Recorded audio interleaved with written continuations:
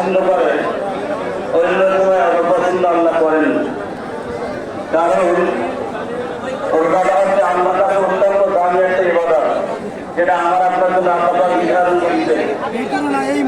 এই ইবাদতটা নামাজের সব আল্লাহ তাআলা ফেরেশতার মাধ্যমে বন্টন করেন, হজের সব আল্লাহ তাআলা ফেরেশতার মাধ্যমে বন্টন করেন, অন্যান্য ইবাদতের সব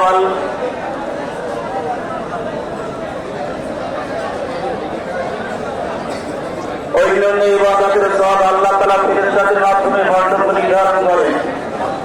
কিন্তু একমাত্র ইবাদত যেটা হচ্ছে আল্লাহ তাআলা যার পুরস্কার নিজেই বলেন সুবহানাল্লাহ।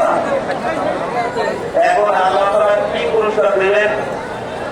রাসূল করিম সাল্লাল্লাহু আলাইহি ওয়াসাল্লাম বলেন, আল্লাহ পাকের পক্ষ থেকে রোজাদারদের জন্য সবচেয়ে দুটো মহা পুরস্কার, একটা হচ্ছে ইফতারকারী খাওয়া ইফতার, আর একটা হচ্ছে ময়দানে মাঠে আল্লাহ পাকের দিদার।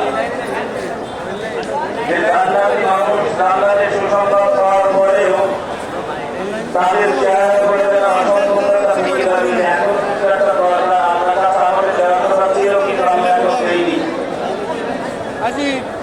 তাদের চেহারা করে এই ভাবটা বুঝে উঠবে। রাসূল পাক সাল্লাল্লাহু আলাইহি ওয়াসাল্লাম কাপড়ের পক্ষ থেকে আল্লাহকে বলবেন, আল্লাহ তুমি বলেছিলে তোমার রোজাদার বান্দাদের জন্য তুমি দিদার দেবে, সাক্ষাৎ দেবে, দর্শন দেবে।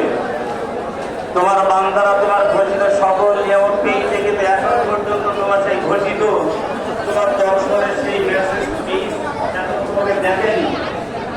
আল্লাহ এটা তাদের এখন পর্যন্ত চাওয়া পাওয়া। রাসূল করিম